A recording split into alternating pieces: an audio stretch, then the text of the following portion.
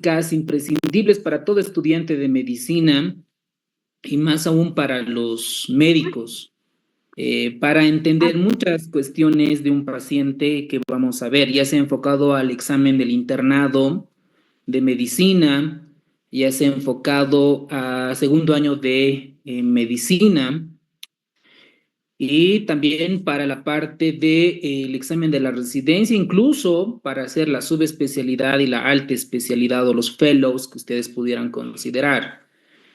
Entonces, este webinario está basado en los libros de fisiología, un poco anclados con farmacología, fisiopato y probablemente un poco más avanzado el área de la cardiología. Para todos los estudiantes de medicina, la parte de fisiología cardíaca, si ustedes desean ser cirujanos cardiovasculares, desean ser anestesiólogos cardiovasculares o cardiólogos con subespecialidad en ecocardiografía, imagen cardíaca, intervencionismo, arritmia, electrofisiología, hay muchas oportunidades para poder hacer fuera del país, ¿no? Por ejemplo, en la parte de Brasil, México, Estados Unidos, Europa, hay muchos fellows que aquí en Bolivia no existen y nuestro país lo necesita. Entonces, es una buena rama de la especialidad para que ustedes puedan optimizar. Entonces, ¿para qué sirve la fisiología? Primero, para entender la fisiopatología. Si yo no sé lo básico, no tengo una buena base, no voy a poder entender la cardiología.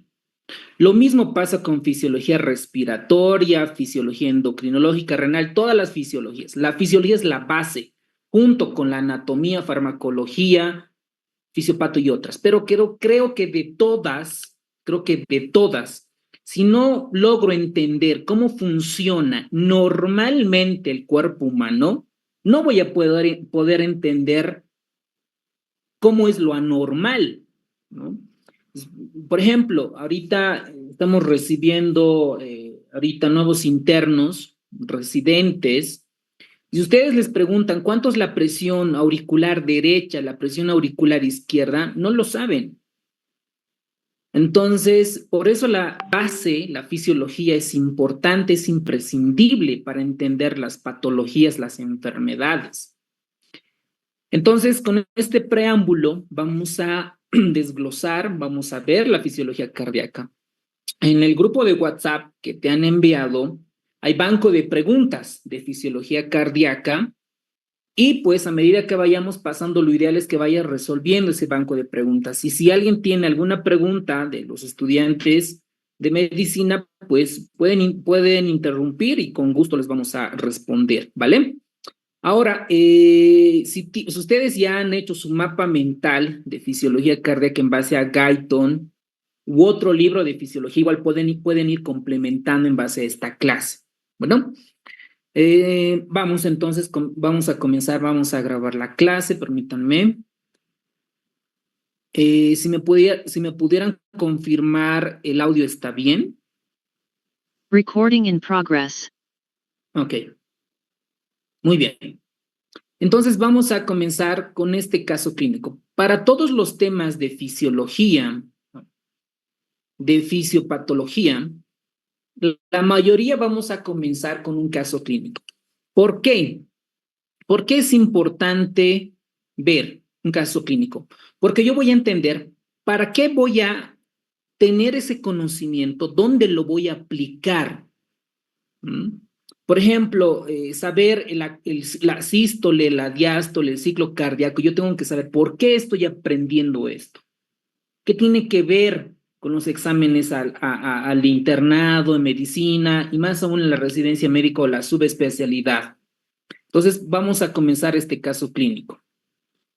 Veamos, es un hombre de 45 años de edad, ¿no? 45 años de edad, con antecedente de hipertensión. Entonces, ustedes ya se están imaginando que en un paciente hipertenso, la poscarga, que lo vamos a ver ahora, ¿qué es poscarga? Está alterada, ¿ok? Entonces, es sometido a un estudio electrofisiológico para evaluar una arritmia ventricular, ¿ok? Entonces, una arritmia ventricular.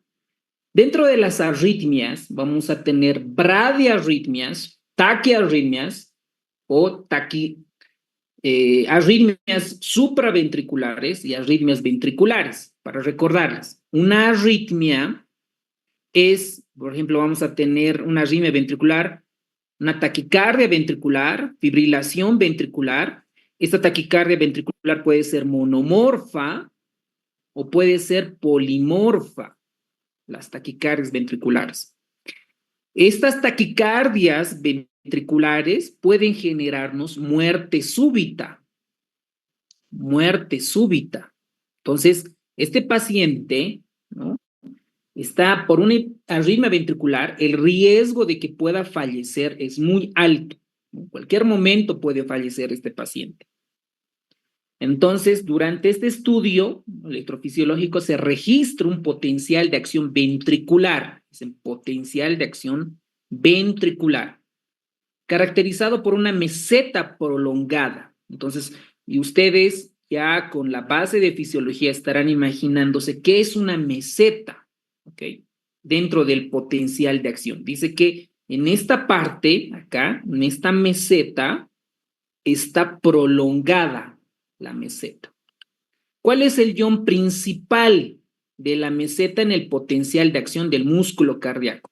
Un concepto básico, importante para evaluar pacientes, sobre todo las arritmias, y más aún para los exámenes de internado y para el examen de la residencia médica, tanto para especialidad, subespecialidad o alta especialidad. Entonces pueden contestar en el chat. ¿Por qué se caracteriza la meseta prolongada? ¿Qué ion participa? 30 segundos, por favor, para esta pregunta.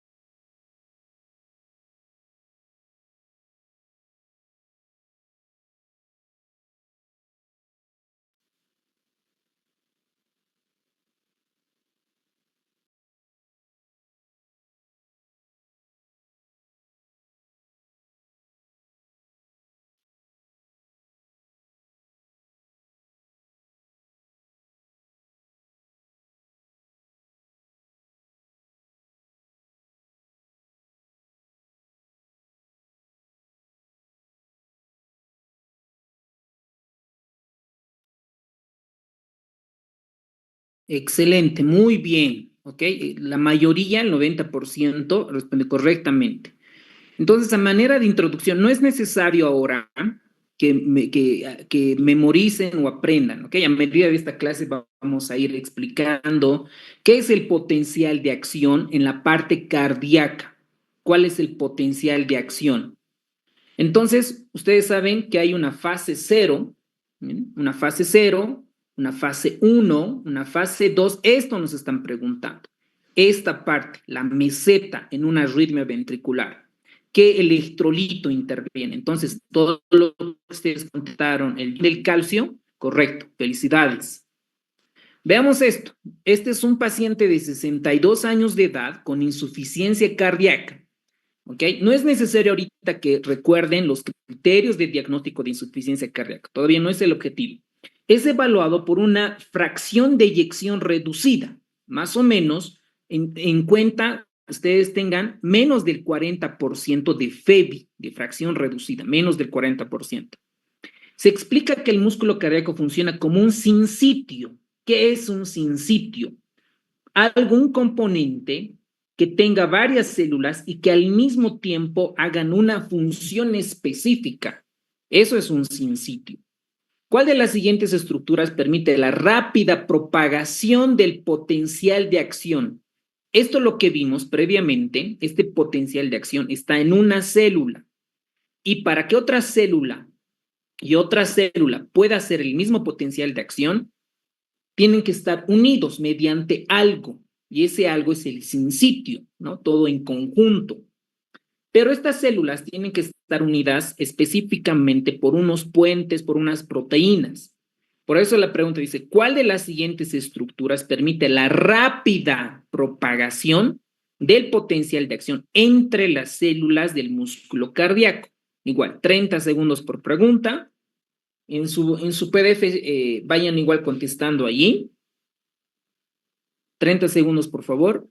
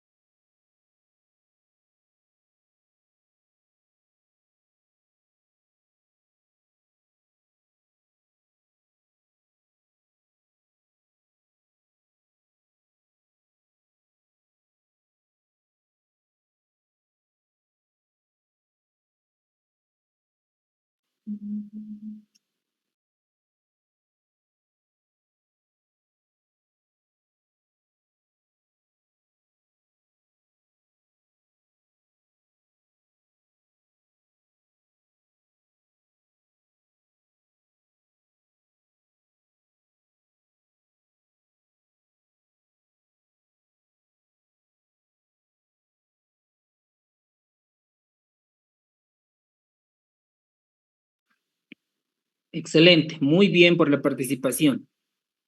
Miren, ustedes ven aquí, este es un miocito, una célula cardíaca, y estas se van a unir a través de los discos intercalares. Esa es la respuesta, discos intercalares. Y ya para terminar y para comenzar a entrar al tema, un hombre de 70 años con bradicardia sinusal, miren, recuerden, bradicardia sinusal severa, se somete a una evaluación cardiológica, se determina que el nodo sinoauricular presenta alteración en la capacidad de generar impulsos. Esto es tema de arritmia cardíaca, los mecanismos de arritmia cardíaca. ¿Cuál es la propiedad celular que permite la ritmicidad cardíaca? ¿No? ¿Cuál es la propiedad? Entonces ahí vamos a ver que la despolarización diastólica espontánea permite esta despolarización espontánea y es lo que nos va a comenzar a entender por qué el nodo sinoauricular es el marcapaso, es el que comanda la ritmicidad cardíaca. Otro caso, paciente con insuficiencia cardíaca es tratado con digoxina. Entonces recuerden el mecanismo de acción de la digoxina. Este fármaco aumenta la contractilidad, un concepto básico de farmacología, del corazón al inferir con el mecanismo de los iones. ¿Cuál de los siguientes procesos está directamente relacionado con el acoplamiento, excitación en la contracción del músculo cardíaco? Entonces tiene que ver mucho acá la contractilidad, ¿no? En este caso son los túbulos T que vamos a ver cómo en las células se introduce y tiene que estimular a la liberación de calcio para que pueda interactuar entre la actina y la miocina. ¿Ok? Esto vamos a profundizar. Nada más para responder esta pregunta, miren, esta es la membrana del miocito, la membrana celular del miocito. Esta se invagina, ¿no? Se introduce y esta es la que forma el túbulo T, el famoso túbulo T del miocito. Esto tiene que ver, tiene muchos receptores para que puedan ingresar el calcio, está muy relacionado con el retículo sarcoplásmico dentro del miocito. Entonces ahí la respuesta es a través de la entrada del calcio a través de los túbulos en T. Entonces, ¿qué son los túbulos en T? Son las membranas que se imaginan dentro de los miocitos cardíacos. Un paciente con taquicardia ventricular, pues imagínense, QRS ancho, monomorfa, es tratado con amiodarona, que propaga el potencial de acción. ¿Cuál de las siguientes afirmaciones es cierta sobre el periodo refractario? Otra vez nos están preguntando sobre el potencial de acción. ¿Qué tiene que ver dentro de la taquicardia ventricular?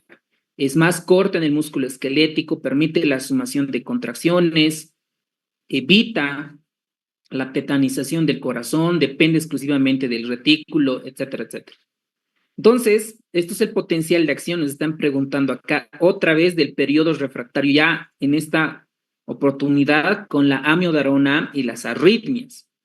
Entonces, el largo periodo refractario absoluto, que es este, del músculo cardíaco, que impide que se acumulen contracciones. No puede haber un estímulo y otra vez despolarizar. Les repito, no es objetivo ahorita con estas primeras imágenes, estas diapositivas que entiendan, ¿ok? Probablemente estén un poco perdidos, pero ya vamos a comenzar a detallar cada uno de estos.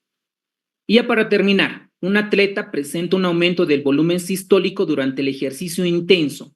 Ustedes recuerden, un deportista, un atleta, normalmente tiene tendencia a la bradicardia, ¿no? El volumen telediastólico final es muy amplio y puede tener tendencia a la bradicardia.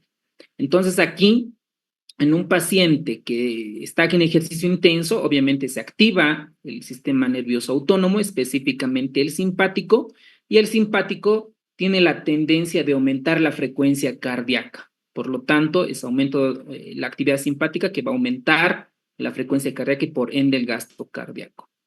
Un paciente con insuficiencia cardíaca presenta edema y disnea, ¿no? Ustedes recuerden, si el corazón no puede bombear, el líquido se acumula en los pulmones, específicamente en ambos pulmones. Entonces aquí nos están preguntando por qué un paciente que está enfermo del corazón, ¿por qué retiene líquido? ¿Por qué retiene líquido? Entonces, ustedes verán aumento del gasto cardíaco, no. Activación del sistema renina-angiotensina, sí, ¿no? Momentáneamente. Disminución de la presión venosa central, no. supresión de la liberación de la vasopresina, no tampoco, más bien hay aumento de la liberación de la ADH y reducción de la precarga. Esto no necesariamente en un paciente como el corazón no funciona, va a aumentar la precarga, ¿ok? Entonces aquí la respuesta es la activación del sistema renina-angiotensina-aldosterona. ¿Por qué? Porque si el corazón no puede bombear, tiene que retener líquidos, tiene que aumentar la precarga. Por eso es la respuesta. ¿Cuál de los siguientes eventos ocurre durante la sístole ventricular? Parte del ciclo cardíaco, ¿no? El sístole ventricular es cuando expulsa el volumen sistólico, ¿no? Es el inciso E. Ok, con este preámbulo, nosotros vamos a comenzar la clase de fisiología cardíaca en base a Guyton y otros libros. Lo vamos a comenzar desde lo más básico. Vuelvo a repetir, a recalcar. Cualquier estudiante de medicina, médico, ¿no? Si la base no está fundamentada, no voy a poder entender la fisiopatología, la farmacología y la semiología. Entonces es importante repasar la fisiología, ¿no? Todos los estudiantes de medicina es clave, es clave. A mí me hubiera gustado comenzar a leer 5 veces, 10 veces, repetir fisiología cardíaca, respiratoria, renal, endocrino, nervioso y otros para poder entender toda la medicina interna, la neumología, la reumatología, la parte pediatría, la parte de cirugía, etcétera. A todos los estudiantes de medicina, por ejemplo, si tú quieres ser neurocirujano, pues tienes que dominar anatomía del sistema nervioso central y periférico, dominar mínimo 5 bibliografías. Si tú quieres ser cirujano cardiovascular, lo mismo, dominar la parte de anatomía, la parte de fisiología, farmacología. Si tú quieres ser médico internista, tienes que dominar la parte de fisiología. Entonces, para cada especialidad médica hay que tener, deben de tener una buena base, porque si no, va a ser solo memorizar y pues eso no les va a llevar un buen camino, ¿no? Repito, la base es la clave. Entonces, vamos a comenzar con el corazón. El corazón, ustedes verán, tiene un corazón derecho, este corazón de color azul, el derecho, que normalmente maneja sangre venosa, sangre desoxigenada. Y esta sangre, lo que llega hacia la aurícula derecha, es el famoso retorno venoso. Retorno venoso. Entonces, en los exámenes de la residencia suelen preguntar, ¿cómo mido este retorno venoso? ¿Cómo sé que un paciente tiene un buen retorno venoso o un bajo retorno venoso? ¿Cómo puedo medir? Puedo medir a través de la presión en la aurícula izquierda, acá, ¿no? Acá, en esta presión. ¿Cómo puedo medir? Con la presión venosa central. Han debido de escuchar en el internado que se mide la presión venosa central, la PVC, ¿no? Se pone un catéter y el catéter llega, normalmente la buena posición de un catéter es entre la aurícula derecha y la vena cava superior. Ahí debería de estar. Por eso nosotros, en urgencias, en anestesio, en medicina interna y otros, en los hospitales, doctores, internitos, estudiantes de medicina, el catéter cuando se introduce tiene que estar en esa posición. ¿Y cómo voy a saber? ¿Cómo vamos a saber? A través de una radiografía. Por eso pedimos la radiografía, para ver dónde está la punta del catéter. ¿Ok? Entonces, a través de esto podemos medir el retorno venoso. Bueno, primer concepto. ¿Cómo mido el retorno venoso? ¿Y cuánto es normalmente? ¿No? A los que van a postular a la residencia, por ejemplo, al año el 2026, tienen que dominar, ¿no? ¿Cuánto es el valor normal de la presión auricular derecha y de la izquierda? Ahora, la gran recomendación van acá. No es leer por leer, no es leer por leer, tienen que tener una estrategia, ¿no? Lo primero, por ejemplo, si yo voy a postular a la residencia 2026, lo primero es tener un buen cronograma, unos buenos horarios de estudio, buen cronograma. Es decir, en estos meses voy a estudiar esto, en este mes voy a estudiar. ¿Cómo? ¿Ok? Hacer un buen cronograma. Y ver sobre todo cómo me voy a evaluar, cómo yo me voy a examinar, ¿ok? Que lo que estoy estudiando está funcionando. Y para eso están las autoevaluaciones y los simulacros. Y ustedes por las redes sociales, etcétera, pueden conseguir un montón de material, ¿ok? Entonces, retorno venoso, primer concepto. Ahora, el corazón izquierdo es mucho más fácil, está la aurícula izquierda, el ventrículo izquierdo, expulsa por la aorta. Esto es lo básico de la anatomía, ¿no? Cada uno de estos, esta bomba es bicameral pulsátil que está formada por aurículas y ventrículos. Desde el punto de la vista de la histología, hay un endocardio, ¿no? Está el miocardio, desde el punto de la histología, el epicardio. Luego tenemos el espacio pericárdico, que es virtual, hay un líquido que lubrica, ¿ok? Y luego tenemos el pericardio como tal, parietal y el fibroso. Ahora, la fisiología del músculo, desde lo más básico. Está formado por 3 tipos de músculo el corazón. Tu corazón está formado por 3 tipos. Músculo auricular, músculo ventricular y las fibras musculares especializadas, las excitatorias. Pregunta, a todos los que acaban de egresar de la carrera de medicina, todos de aquí, ¿no? Les suelen preguntar así, en eso tienen que entrenarse, doctor, ya se van a graduar ahora, ya se van a graduar. Normalmente, en los exámenes pueden preguntar cuál es correcto o cuál es incorrecto en el examen, ¿ok? Entonces, ustedes traten de leer lo más que puedan, ¿ok? Más o menos nosotros recomendamos unas 4 o 5 vueltas cada libro, el de medicina interna de Harrison, el de Schwartz, y ya les voy a ir explicando cómo van a ir estudiando. Les voy a recomendar de estos 10 años más o menos que llevamos en la parte, tanto en el examen del internado, de la residencia médica. Entonces, 3 cosas, ¿ok? Músculo auricular, ventricular y la anatomía del músculo, estas están formadas por red. ¿Qué tienen que saber de esto? Que este es un músculo estriado, ¿ok? Es estriado, y entre cada célula y otra célula no están separadas, están unidas. ¿Y por qué están unidas? Por los llamados discos intercalares o discos intercalados, como está en el libro de Guyton. A todos los que están ya se acaban de egresar del internado, el libro de fisiología es el libro oficial para el examen de la residencia que van a hacer la especialidad. ¿Ok? Nada más ahí para tener en cuenta. Y pueden retroalimentar con Constanzo, con Boró, con Bess Taylor, las 3 guías, con cualquier libro. Para cada tema, doctores, futuros doctores, tienen que estudiar de 3 o más bibliografías. ¿Ok? Si yo estoy estudiando fisiología de cardio, primero voy a estudiar del resumen de tal resumen, ¿no? Hay varios libritos así súper simplificados. Bueno, y recién se pasan a Guyton, porque si no, de lo contrario, se les va a parecer aburrido el libro de Guyton. Entonces, el corazón se contrae un movimiento de torsión durante la sístole. Hay una capa epicárdica, hay una capa subendocárdica que provoca ese movimiento, ¿no? Es un movimiento más o menos ahí, como si estuvieran exprimiendo la ropa, más o menos lo que hace el ventrículo izquierdo. Bueno, esos discos intercalares se separan, van a comenzar a unirse entre sí, ¿no? Entre cada célula y célula están unidas a través de los discos intercalares y eso le convierte en un sinsitio, en un conjunto de células que al mismo tiempo van a ser sístole y diástole. Aquí tenemos la imagen, ¿no?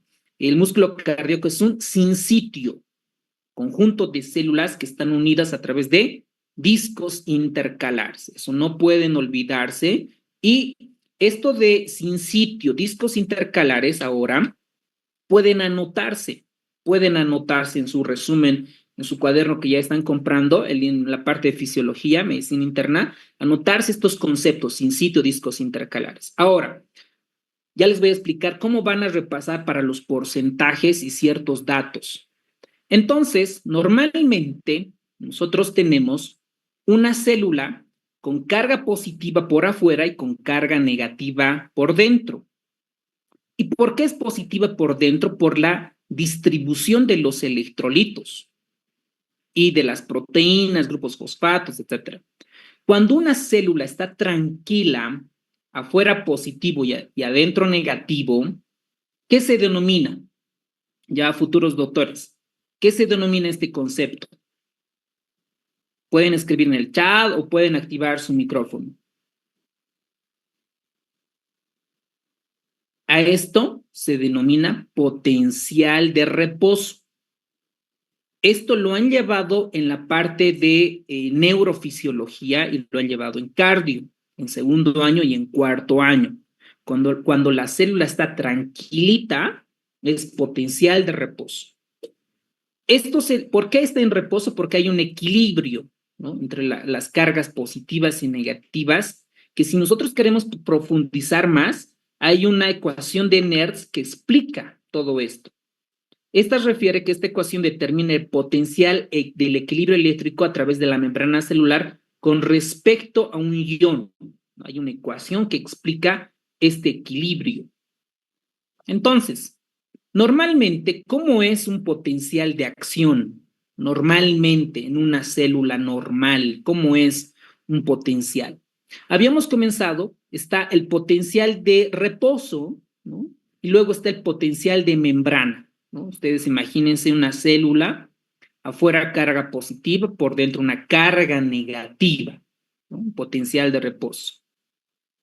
Ahora, para que ustedes han debido aprender o recordar en histología, ustedes tienen ahí las células, y tienen una terminación nerviosa, ¿verdad?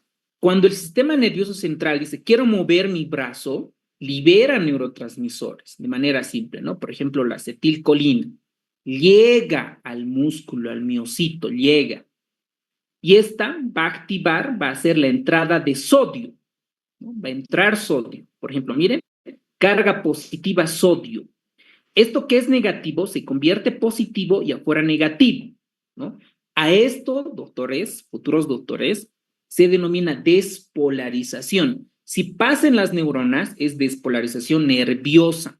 Si pasa en el corazón, es despolarización cardíaca, cambia de voltaje. Esta imagen que ustedes ven acá es la despolarización músculo esquelético. Un músculo esquelético, normalmente. Eso es lo que pasa. Miren, llega el estímulo. ¿Quién es el estímulo? La acetilcolina. Libera la acetilcolina. Entonces llega un umbral, entra sodio a la célula y se despolariza. Cambia de negativo a positivo.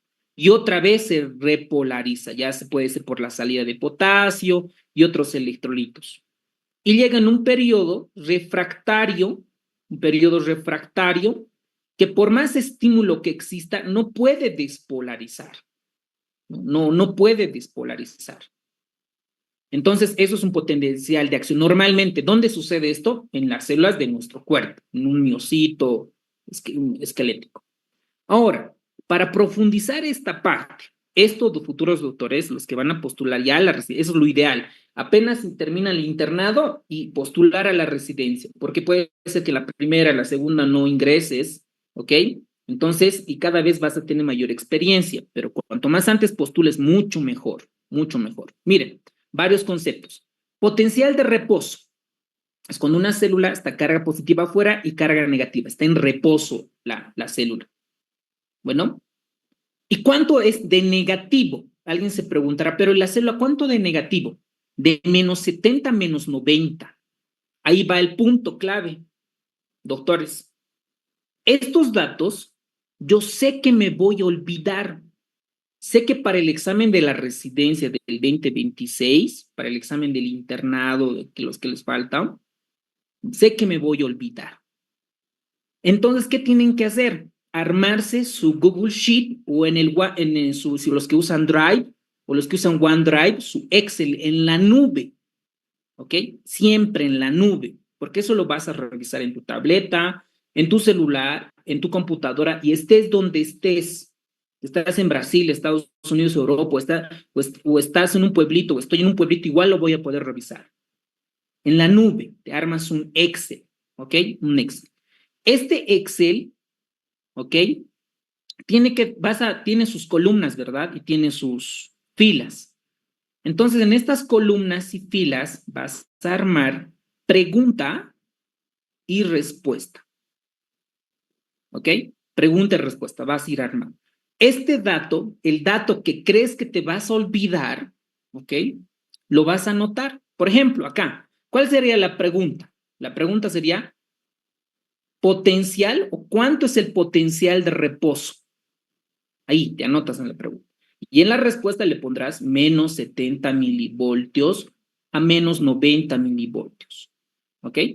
Entonces, de aquí a una semana, un mes, a 6 meses, vas a tener unas 5,000 preguntas y respuestas de medicina interna, de pediatría, de gineco, de salud pública, y vas a comenzar a repasar. Y ahí lo puedes pintar, lo puedes ocultar, y lo puedes exportar a Anki, lo puedes exportar a Quizlet, lo puedes exportar a cualquier formato para que tú mismo puedas tener tus mismos flashcards. ¿Cuál es la ventaja de que tú hagas tú mismo? Porque tus conocimientos no es lo mismo a la de tu compañero, a la del mío o tu competencia, no es lo mismo. Cada quien aprende de diferente manera. Y para la residencia, para todos los internitos que ya están egresando de universidades públicas y privadas, todos van a competir. Aquí no depende de qué universidad eres, ¿no? Aquí todos van a competir por un mismo examen. Entonces, ahí, la estrategia ya te estoy recomendando. Esta es clave. Preguntas y respuestas. Eso de subrayar, de leer, etcétera, no sirve. No hay evidencia científica. No hay evidencia científica. Entonces, aquí son las preguntas y respuestas. ¿Qué es el potencial de umbral? El potencial de umbral es el potencial eléctrico que debe alcanzar el estímulo para disparar, para desencadenar. Miren, en esta imagen entra, ¿no? El sodio, va a alcanzar un umbral que es este, y dispara, se despolariza. Eso es el potencial umbral. La despolarización ya comentamos, la carga, es el cambio, ¿no? De positivo a negativo por la entrada de sodio. Miren acá, dice, la parte ascendente abrupta de la curva de energía potencial, desde el umbral de menos 50, de menos 70, menos 50, hasta el pico más 30. A esto se refiere, miren, de menos 50, digamos acá, nos vamos a dibujar. Esto es cero, ¿no? Esto es cero. Acá va a ser negativo, vamos a poner menos 10, menos 20, menos 30, menos 40, menos 40, menos 50, y arriba es positivo, más 10, más 20, y así sucesivamente, más 60, digamos. Entonces aquí está, ¿no? Llega a un umbral, despolariza. ¿De cuánto? Miren, de menos 70 o menos 50, de acá, desde menos 50, ¿hasta cuánto? Hasta más 30, hasta más 30. Entonces, esa es la despolarización. Normalmente, ¿por qué sucede? ¿Por qué electrolito? Por la entrada de sodio, se despolariza. Entonces, una vez que se despolariza, otra vez regresa, baja, se vuelve otra vez negativo, y eso es la repolarización. ¿Por qué sucede la repolarización? Por la salida de potasio. ¿Por qué sucede la despolarización? Por la entrada de sodio. Listo. Dos conceptos básicos. ¿Por qué sucede? ¿Por qué sucede la despolarización? ¿Y por qué sucede la repolarización? La poshiperpolarización es que se vuelve cada vez más negativo. Vamos a imaginarnos, ¿no? Aquí estaba menos 50, sale más 30 y otra vez menos 50. Pero si baja un poquito, menos 60, menos 90, eso es hiperpolarización. ¿Ok? Y para terminar este concepto de potencial de acción, tenemos el periodo refractario. Este periodo refractario es que por más que exista un estímulo, no desencadena otra despolarización. Por ejemplo, en este músculo, miren, aquí tenemos un periodo refractario. Si llega una acetilcolina, otro neurotransmisor, no desencadena la despolarización, es un periodo refractario. ¿Qué suelen preguntar en los exámenes, tanto en fisiología, fisiopato y más aún en los exámenes de la residencia? ¿Cuánto dura el periodo refractario? ¿Cuánto dura? ¿Y para qué sirve? ¿Qué implicancias clínicas tiene? Si voy a ser cardiólogo, voy a ser internista, voy a ser anestesiólogo, o cardiólogo, pediatra, neonatólogo. Bueno, entonces miren esta imagen. Aquí tenemos el potencial, menos 70, llega un punto umbral, despolariza. Entonces, futuros doctores o ya doctores, la despolarización, ¿por la entrada de qué electrolito se produce? Sodio. Eso, muy bien, doctor. Está, por la entrada de sodio. La repolarización, ¿por la salida de qué electrolito es? Potasio. Eso, muy bien, listo, suficiente.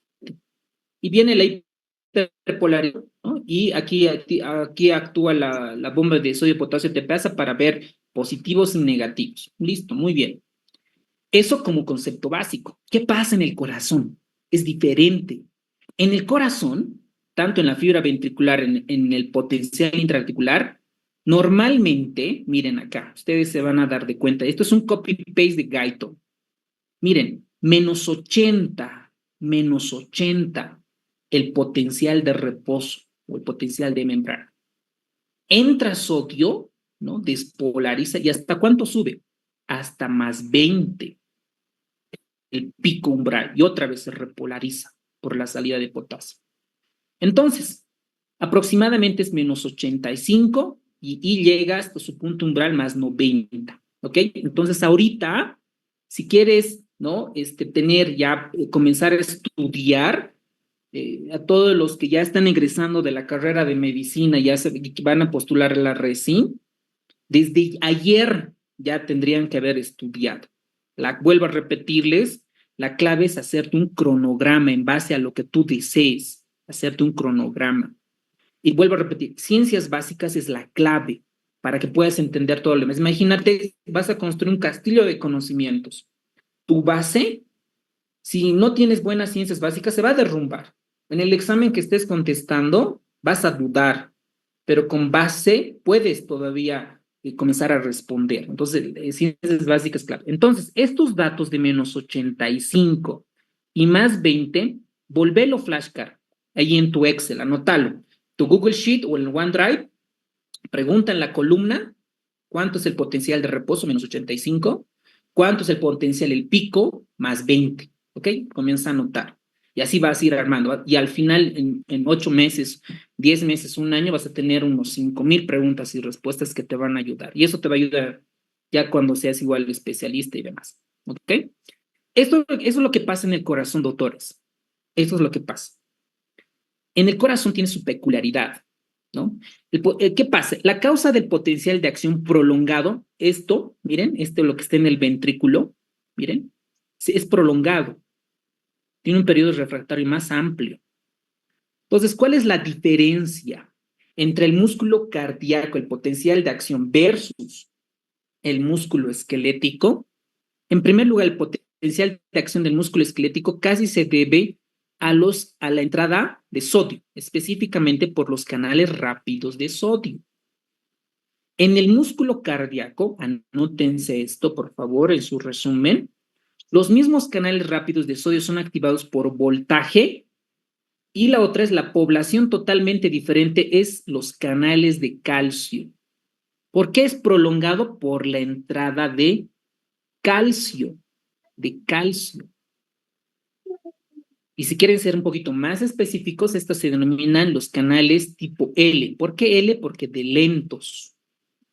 Y otra es que el músculo esquelético, la permeabilidad de la membrana del músculo cardíaco para los iones del potasio disminuye en 5 veces. Y esto no ocurre en el músculo esquelético, ¿no? Es un poquito más lento aquí la salida de potasio. Por eso es diferente. Entonces, ¿qué suelen preguntaros? Que esto va a repetir cualquiera de ustedes, por favor, porque esto es hiper importante, sí, súper, súper importante esta parte. El potencial de acción en el músculo cardíaco tiene 4 fases. Esto es para entender arritmias cardíacas, para entender todo lo que es cardio.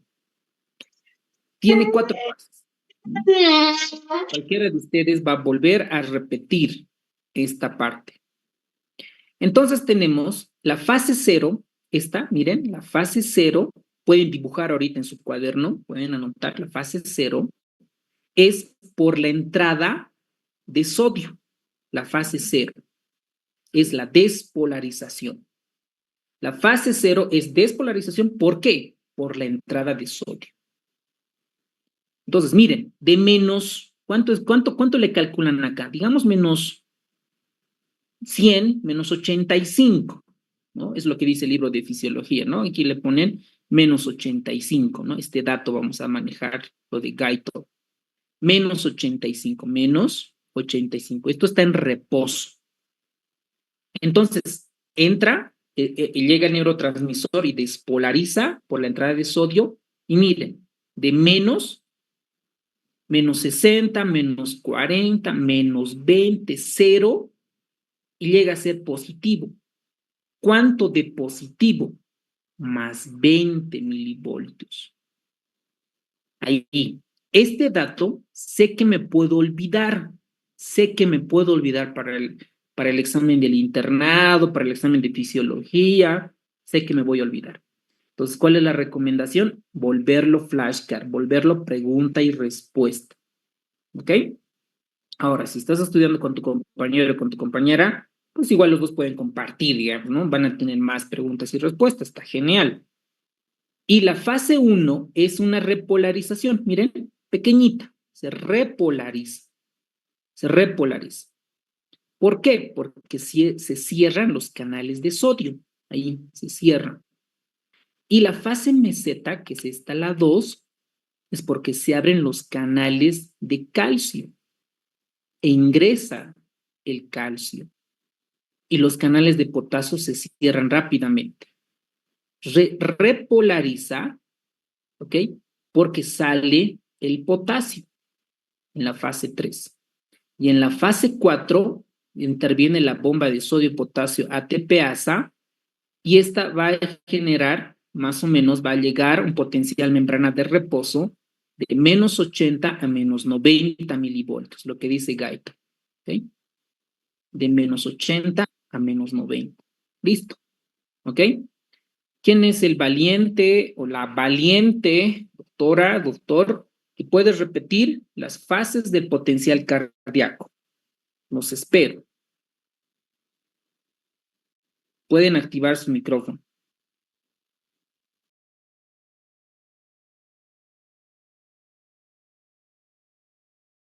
Muy buenas noches. Bueno, hablando, decía, ¿no? De que el potencial de membrana empezaba a menos 85 milivoltios, y bueno, según Guyton subía la despolarización a más de 20 milivoltios, ¿no?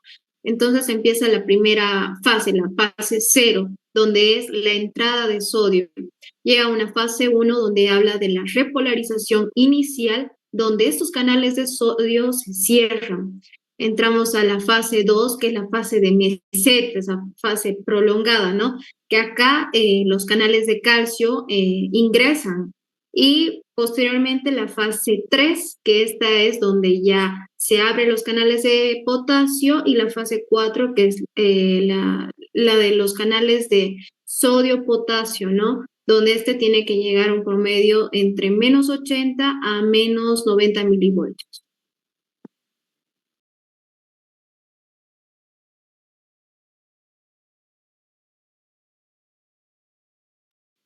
No se escucha. Ok, perdón. Le decía felicidades, muchas gracias, doctora, y mil respetos, ¿ok? Excelente. Ahora, ¿qué tiene que ver con los antiarrítmicos? Lo vamos a fusionar un poquito de farmaco. Los antiarrítmicos hay una clasificación, la de Vaughan, que es esta. A mí, ¿dónde está la clasificación? Ahorita, en un momento vamos a ver. Por ejemplo, hay antiarrítmicos como por ejemplo la lidocaína, ¿ok? Yo sé que todos ustedes ahorita, este año que de los trámites para que les den el título de médico, etcétera, pueden aprovechar mucho el tiempo. A ver, ¿qué les puedo recomendar? Primero, inglés, ¿ok? Inglés lo tienen que dominar. Pueden perfeccionar su inglés. Otra, metodología de investigación. Cualquier diplomado, curso, maestría nacional o internacional de metodología de la investigación, ¿ok? Y los que están en el grupo de WhatsApp, en el oficial, creo que hay como 80 y tantos, ahí les voy a enviar qué diplomados les recomiendo, ¿ok? Si les interesa el certificado, ¿ok?, del diplomado, pueden tomar cualquier diplomado de metodología de investigación de acá de Bolivia, online preferentemente, ¿ok? Y si quieren internacional, les puedo recomendar una de Chile, de la Universidad de la Frontera. Les puedo recomendar la de España, o la de México, o la de Estados Unidos, ¿ok? Hay muchas diplomados en metodología de la investigación. Bueno, y otro es también hacer diplomados de medicina basada en la evidencia, que también hay en la parte de Brasil, México online, etcétera. Si en Bolivia lo encuentran, nada más recuerden que esos diplomados tienen que tener 800 horas de valor curricular. Si tiene 799, no se la considera un diplomado para que tenga validez curricular. Inglés, metodología de investigación, medicina basada en la evidencia, y el otro es, ¿qué se va a comentar? Los cursos a la especialidad que tú quieres hacer. Por ejemplo, si quieres hacer, no sé, anestesio, pues ecografía, ¿no? Ecografía es para la mayoría de las especialidades, ya seas internista, anestesiólogo, intensivista, seas pediatra, seas, más aún si es la parte de cirugía, ginecología, obstetricia, ecografía. Cualquier curso, diplomado de ecografía les va a ayudar. ¿Ok? Eso para su formación. Yo creo que esos elementos, ¿ok? Les va a ayudar curricularmente y no. Ahora, si van a hacer, por ejemplo, hay muchos en el grupo de WhatsApp me dicen, quiero hacer la de Chile, ¿ok? Ya, perfecto. Tiene sus pros y sus contras. Lo pro, digamos que es un poco caro, ¿no? Como 80,000 pesos, 50,000 pesos. Incluso creo que he visto una de 30,000 pesos, un diplomado en medicina basada en la evidencia. Digamos que haces, ¿no? Digamos que haces la de Chile. Lo malo es que hay que apostillarlo para que valga en Bolivia. ¿Y dónde lo tienes que apostillar? Pues en ese país donde se está realizando, ¿ok? Para que valga acá en Bolivia ese diplomado, ese curso, ¿no? Nada más tips que me hubiera gustado hacerlo cuando pues yo estaba haciendo la especialidad o la subespecialidad, ¿vale? Esos yo creo que en resumen, inglés, perfeccionarlo, metodología de la investigación, porque gracias a esto se van a volver unos killers. Otro es la medicina basada en la evidencia y otros cualquier curso de ecografía, ¿ok? Ahora, si quieren tomar otros cursos tipo BLS, ACLS, PHTLS, WinFocus, ¿ok? Igual, ¿ok? Igual los pueden realizar, les va a ayudar tanto curricularmente, tanto como en la práctica. Eso es clave para hacer. Bueno, entonces les decía un poco de los antiarrítmicos. Por ejemplo, la lidocaína, que es un antiarrítmico, bloquea la entrada de canales de sodio. Bloquea la entrada de los canales de sodio. Entonces es un tipo clase 1. Hay antiarrítmicos que bloquean la entrada de calcio. ¿Ok? Son antiarrítmicos de clase 3. Hay antiarrítmicos que bloquean la salida de potasio, que son antiarrítmicos de clase 3. Esta es la clase 4, creo que ahí dije 3. Esta es clase 4, que bloquean la entrada de calcio. Y los de clase 2 son normalmente los beta bloqueantes, para comenzar a ver. Entonces, la velocidad de conducción del potencial de acción excitatoria, tanto desde la parte de la aurícula hasta la parte ventricular, es de 0.3 a 0.5 metros segundo. Entonces, sé que este dato me voy a olvidar, hasta ni yo me lo acuerdo, o sea, no sé, ¿no? Esto es mucha memoria. Entonces, esto pueden preguntar, pero es muy al detalle esto. Pueden preguntar en los exámenes de internado, en los exámenes de la residencia, preguntar. Para esto, pregunta y respuesta, la gran recomendación, flashcard. Y en las fibras de Purkinje es una velocidad que va mucho más rápida, miren, 4 metros segundo, muy alta por esto del potencial de acción. Después, ¿qué más tenemos? Tenemos el acoplamiento de excitación y contracción. Para esto vamos a ver el periodo refractario. Como ustedes verán en esta imagen de Guyton, hay un periodo refractario que cualquier estímulo que venga no va a poder despolarizar. Entonces, suelen preguntar, tanto en fisiología y otros, ¿cuánto dura normalmente este periodo refractario? Anótense, de 0.25 a 0.30. Vuelvo a repetir, el de subrayar, el de marcar, no sirve, ¿ok? No funciona a memoria a largo plazo, mediano plazo para los exámenes. Aquí lo que funciona es el active recall y spell repetition, ¿ok? Hacer tu Excel formar tu pregunta y hacer tu respuesta. ¿Cuánto dura el periodo refractario? De 0,25 a 0,30, la gran recomendación. Y el periodo refractario relativo, y esta partecita que estoy pintando de color azul, dura aproximadamente 0,0 segundos, 0,05 segundos. Eso es con relación al periodo refractario. Veamos este caso clínico.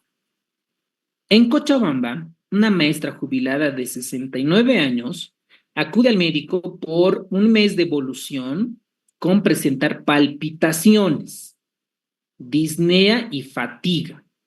Lo primero que tienen que pensar ustedes, doctores, palpitaciones, es que el paciente tenga algún tipo de arritmia, ¿no? Está palpitando. Tiene antecedente de hipertensión, el trazo electrocardiográfico, miren, tiene una fibrilación auricular. Ok, yo ya repasé que la FA es RR irregular con ausencia de ondas P, ¿no? El concepto básico de FA. Tiene una respuesta ventricular de 122. Y aparte, datos de hipertrofia del ventrículo izquierdo. ¿Esto por qué tiene hipertrofia? Por la hipertensión. Gracias a la fisiología, la fisiopatología, ustedes van a entender el por qué y el de cómo.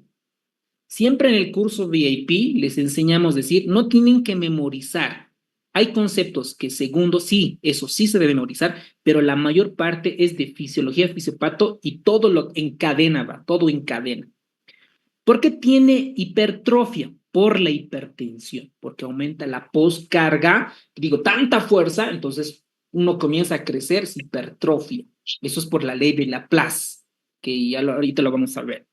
Recibe warfarina como anticoagulante. ¿Por qué warfarina? Porque está con fibrilación auricular, porque las aurículas están en fibrilación, están ahí, en fibrilación. Entonces, por la triada y demás de Butchop, se forma coágulos, ¿no? Tiene tendencia a formar coágulos, una FA, y por eso se la anticoagula.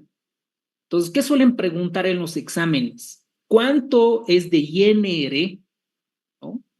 En un paciente con fibrilación auricular? Clásicas preguntas de la residencia. Y tiene anticoagulante y prescribe de 50 miligramos de metoprolol. Es un beta bloqueante para disminuir la frecuencia cardíaca, está beta bloqueando.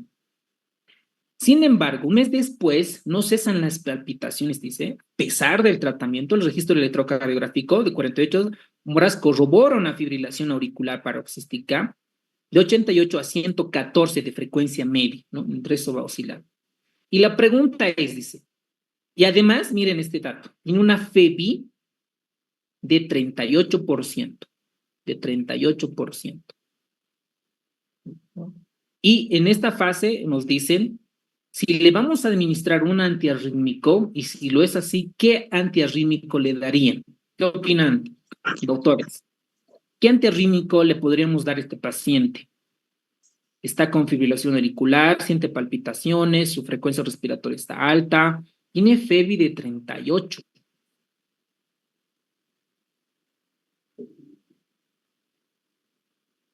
Ok. Lo más probable con una FEBI tan baja se beneficie de amiodarona, probablemente, y ahorita les voy a explicar el por qué. ¿Por qué un paciente tiene arritmia? Una puede ser porque hay un trastorno de formación de impulso, es decir, que el nodo sinusal, en vez de disparar, hay alguien que está comandando. Aparte del nodo sinusal, hay alguien.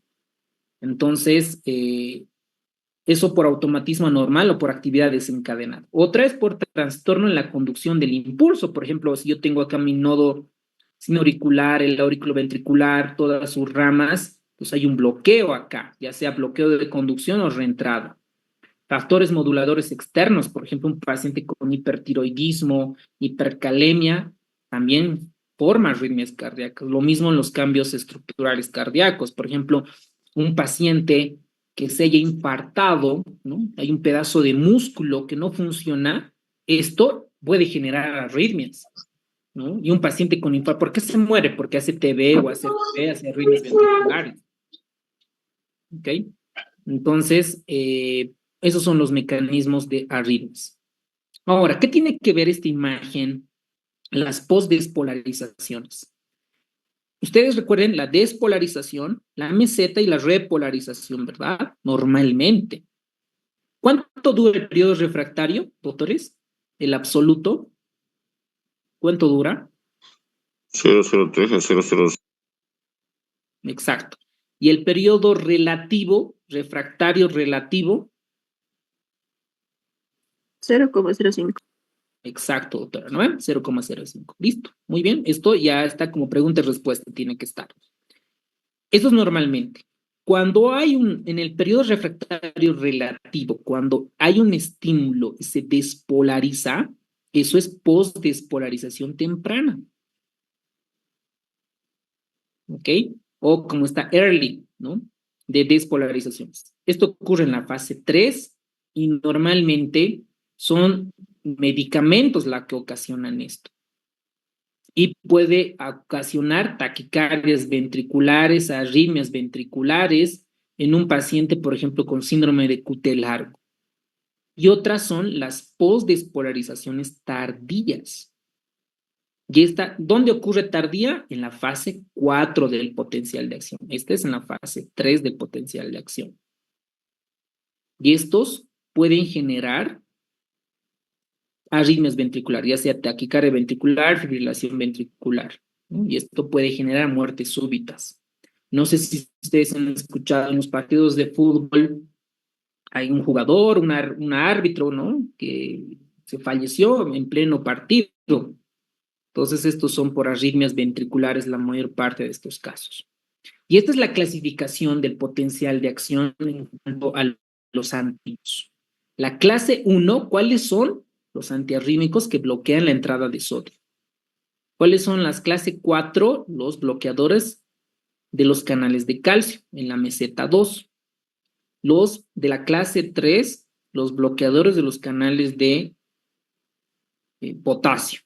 Y la clase 2, los beta bloqueantes. ¿Qué tienen que recordar? No tienen que memorizar todos los antiarrítmicos, solo los más importantes. Por ejemplo, ahí entramos nosotros como guías, ¿no? Como la parte del docente. Aquí tienen que memorizar, por ejemplo, de la clase 1, la lidocaína. Sobre todo para, ¿qué es la lidocaína? Pues es un anestésico, también es un antiarrítmico de clase 1, sobre todo para arritmias, ¿no? Se utiliza. Las de clase 2 son bloqueantes, y ahí le suelen preguntar los cardioselectivos y los no cardioselectivos. Si mal no recuerdo, creo que ha entrado esta pregunta para el examen que dieron, ¿no? ¿Cuáles son los beta bloqueantes cardioselectivos y no cardioselectivos? Pregunta de farmacología básica. Y aquí tenemos, estos normalmente se usan para arritmias, para prevenir arritmias, tanto supraventriculares como las ventriculares. Y las de clase 3, la gran famosa amiodarona. ¿Cuál es el mecanismo de la amiodarona? Tiene muchos, pero una de ellas es bloquear la salida de potasio. La clase 4, acá tenemos el diltiazem y el verapamilo, que en la práctica diaria no lo usamos mucho. Y otras, ¿no? La atropina, la digoxina, la ibabradina, que lo vamos a ver esto en falla cardíaca, la ranolacina, sus mecanismos de acción y sus indicaciones correspondientes. Entonces, una vez que lean fisiología, digamos cardio, yo les aconsejo que lean también farmacología, porque los libros de farmacología casi siempre a un principio van a comenzar con fisiología, entonces es mejor anclarlo de una vez con farmacología. Y pueden usar el libro que ustedes quieran, ¿no? Para los que van a postular a la RECI, está Goodman y Gilman.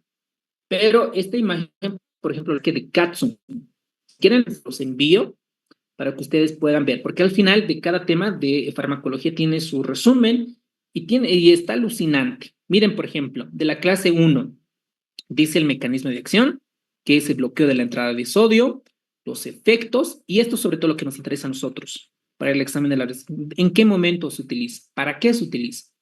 En arritmias auriculares y en las arritmias ventriculares. La clase 1B, la lidocaína, es lo que más se utiliza. La clase 1C, la flecaimida, la propafenona. La clase 3, los betabloqueantes, tanto los cardioselectivos como no cardioselectivos. La clase 3, la amiodarona y otros, ¿no? La clase 4, el verapamilo y el diltiazem. Y así tenemos las otras diversas, como por ejemplo la adenosina, que se usa en la taquicardia supraventricular por entrada infranodal, el magnesio para evitar la taquicardia ventricular polimorfa, y el potasio que altera el electrocardiograma, que ya lo vamos a ir viendo poco a poco, ¿ok? Entonces, en este paciente se le debe administrar amiodarona porque tiene clínica, porque el paciente tiene palpitaciones. Entonces, por lo tanto, pues tenemos que bajar la frecuencia cardíaca y en un paciente con fiebre disminuida, lo indicado es dar amiodarona, ¿ok? Para continuar, yo creo que unos 20 minutos más, con eso terminamos el capítulo 9 de Fisiología de Guyton, es el acoplamiento entre la contracción, entre la neurona y el músculo, ¿no? Excitación, contracción. Entonces llega, ¿no? A cada miocito llega un estímulo que es la acetilcolina y abre los canales de sodio, la despolarización, ingresa, ¿no? Activa los canales de calcio, se va al retículo sarcoplásmico, le dice, ¿sabes qué? Necesito más calcio, libérame, boom, libera el calcio y el calcio va a la actina y miocina para hacer la interacción. Esto de manera simple. Y esta es la imagen de Guyton. Miren, esta es la membrana del miocito o también denominado sarcolema. Esta se invagina y forma el túbulo T. Entonces llega la despolarización, hace que entre los canales de calcio. Entonces, a nivel intracelular, lo que eleva es el calcio. Una vez que ingresa, hay un receptor, que es el receptor de raniodina. Lo que hace es que le dice, necesito más calcio. ¿Y quién almacena el calcio dentro del miocito? Miocito, el retículo sarcoplásmico, que es un retículo endoplasmático rugoso modificado dentro del miocito. Entonces libera calcio y este calcio hace que entre la actina y la miocina puedan ser los puentes, ¿no ven? Pueden hacer los puentes y hacer la contracción. ¿Qué pasa después de esto? Este calcio no se la deja ahí abandonada, sino que se necesita una energía, el famoso ATP. Dicen, este calcio, ven, lo vamos a depositar al mismo en los retículos sarcoplásmicos. ¿Y quién interviene? U otro receptor, que es el famoso receptor CERCA2, o como si quieren llamarlo, receptor del retículo sarcoplásmico de entrada del calcio. ¿Qué es lo interesante? ¿Cuál es la diferencia entre estas dos? En que esta necesita energía, necesita ATPs, necesita ATPs. Entonces, vean, ahora, pregunta para ustedes. En una investigación sobre el mecanismo de contracción muscular cardíaca revela cierta patología está asociada a mutaciones de los receptores. Miren, receptores de raniodina. Ustedes recuerden esto, ¿no? Los receptores de raniodina.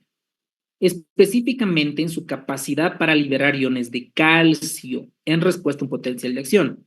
Esta alteración puede llevar a una disfunción de contracción del músculo cardíaco. ¿Cuál de las siguientes o de los siguientes efectos clínicos es más probable que se observe con esta mutación? Es decir, si muta este receptor de raniodina, ¿qué voy a tener? Por simple lógica, ¿qué esperarían tener? Pueden responder en el chat, por favor.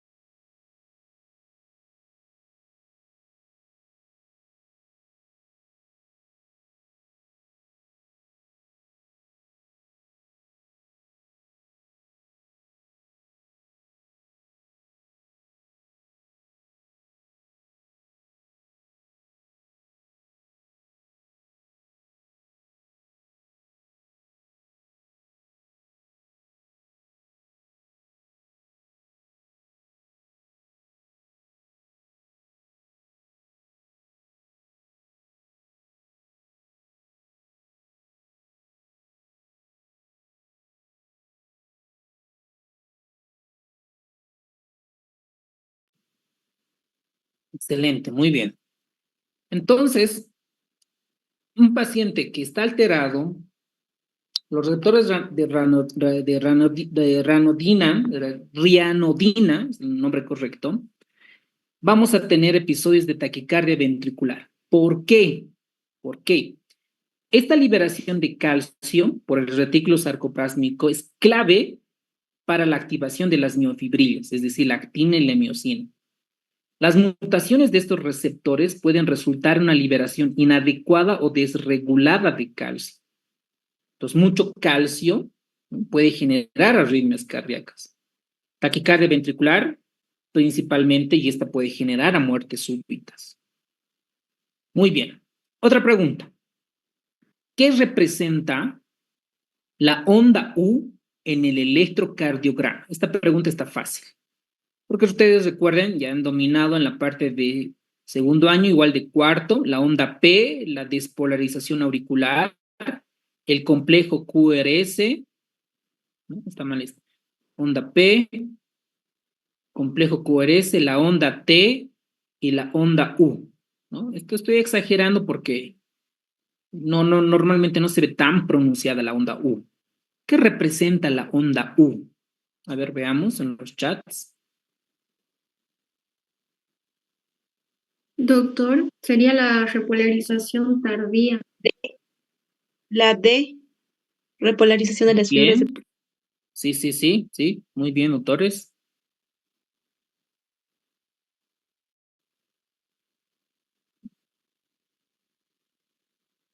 Muy bien. El inciso D, ¿ok?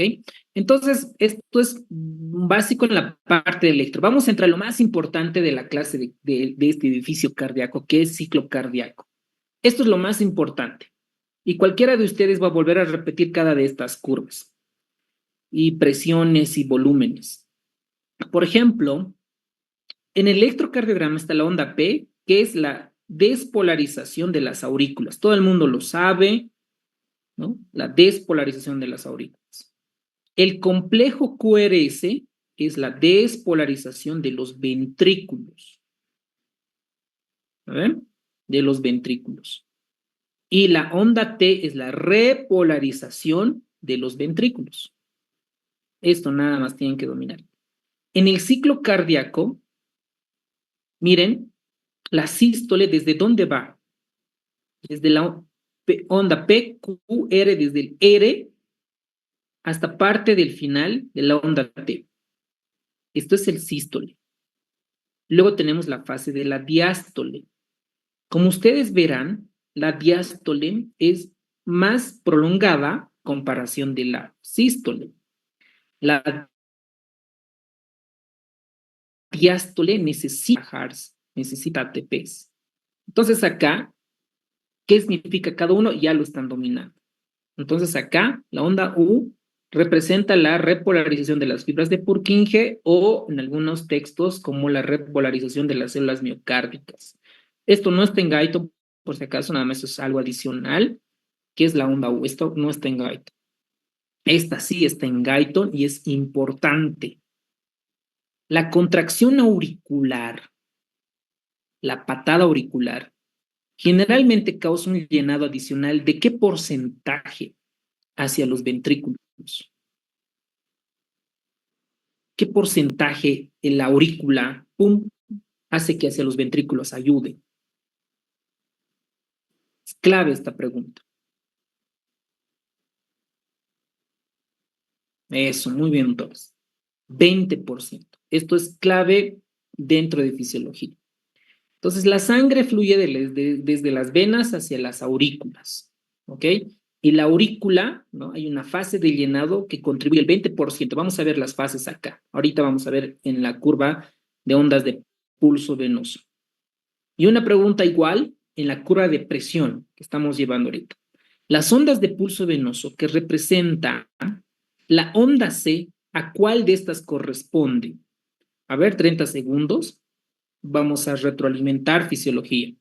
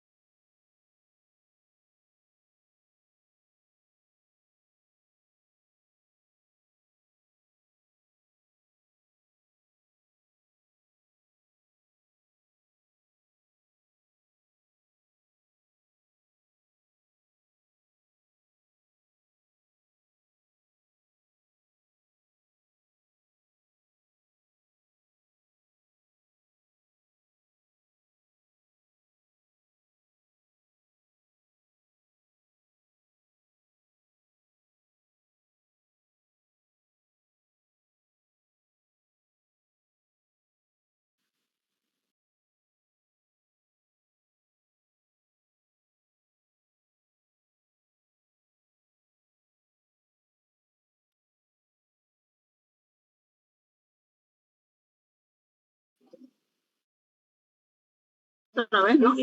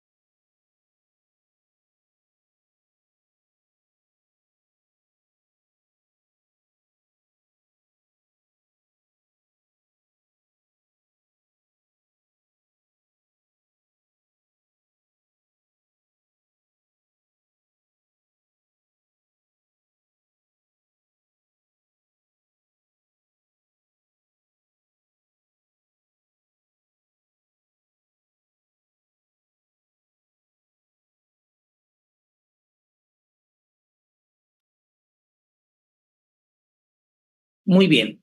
Entonces, dentro de las presiones vamos a encontrar lo siguiente. Estas son las presiones en las aurículas. Miren este dato. Estas presiones se van a registrar tanto en el lado derecho como en el izquierdo. Si nosotros nos hacemos una imagen del corazón, tanto del hemicardio derecho, del hemicardio izquierdo, en esta parte están las ondas de presión. Entonces tenemos las ondas A positivas, ¿no? La C es positiva y la B es positiva. Y tenemos ondas negativas, que son la X y la Y. ¿Qué significa cada uno de estos? La onda A es la contracción auricular, ¿ok? Contracción auricular. La onda C es el cierre de la válvula tricuspidia. Y la B es la contracción ventricular. Estos tres tienen que dominar. Y los descensos, el descenso X, la relajación auricular, esto en el lado derecho, y la Y es la disminución de la presión de la aurícula derecha, en este contexto.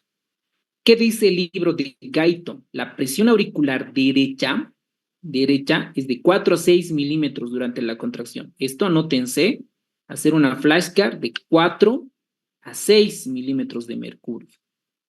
Mientras que la presión en la aurícula izquierda es de 7 a 8 milímetros de mercurio.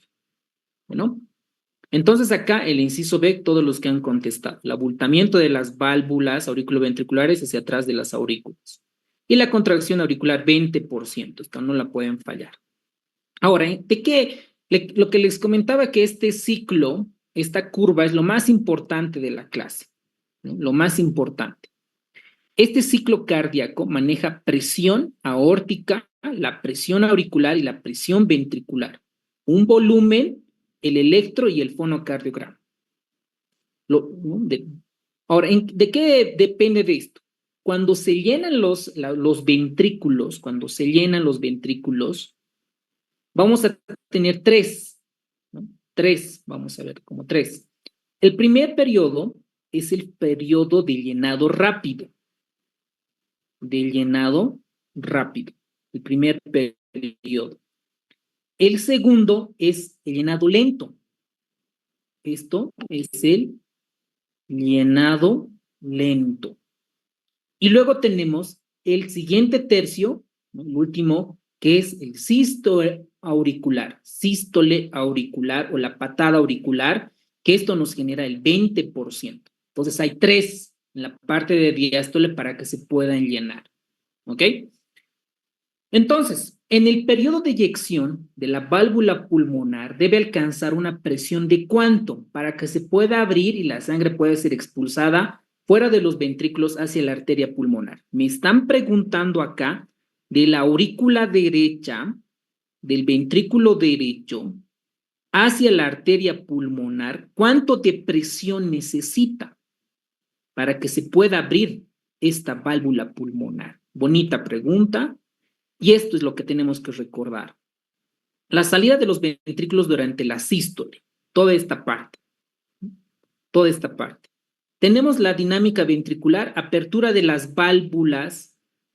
Aquí vamos a un poquito borrar esto. Acá tenemos las aperturas de las válvulas semilunares. La aórtica y la pulmonar se abren cuando la presión del ventrículo izquierdo supera 80 milímetros de mercurio. Esto anótense, por favor, es potencialmente pregunta. Y del lado derecho, de 8 milímetros. 2 datos importantes, 80 y 8. Luego viene, una vez que se abren las válvulas semilunares, el inicio de la eyección. Después de la apertura de las válvulas y la sangre es expulsada tanto a la aorta como a la pulmonar.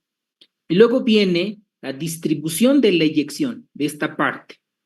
El 60% del volumen sanguíneo ventricular al final de la diástole es expulsado durante la sístole, ¿no? Toda esta parte, el 60%, que es, ¿no?, más o menos del volumen expulsado, el 70%, lo que hacen es en el primer tercio. Si esto lo dividimos, lo hacemos en el primer tercio, que eso es el periodo de eyección rápido.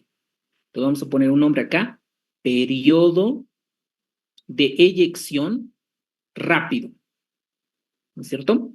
Y el otro 30% el periodo de eyección lento.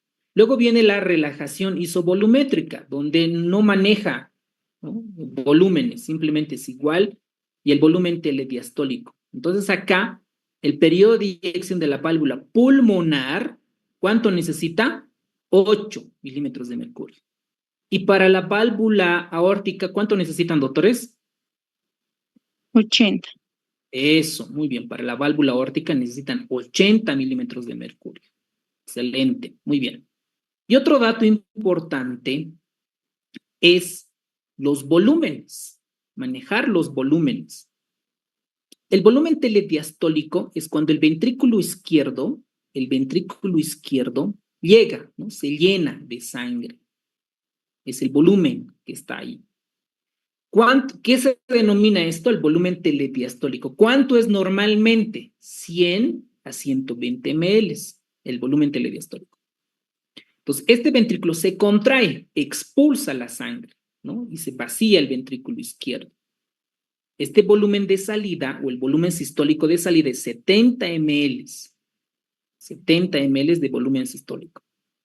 Y el volumen telesistólico, o el volumen residual, lo que se queda acá, ¿cuánto es? 40 a 50 ml. Entonces, ahí viene un punto importante para cardiología, para medicina interna. ¿Qué es la fracción de eyección?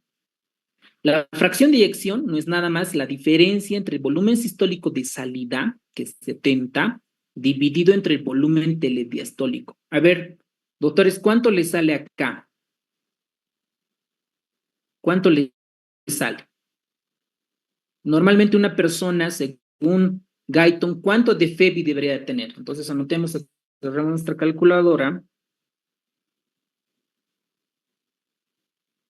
¿Y cuánto tenemos? A ver.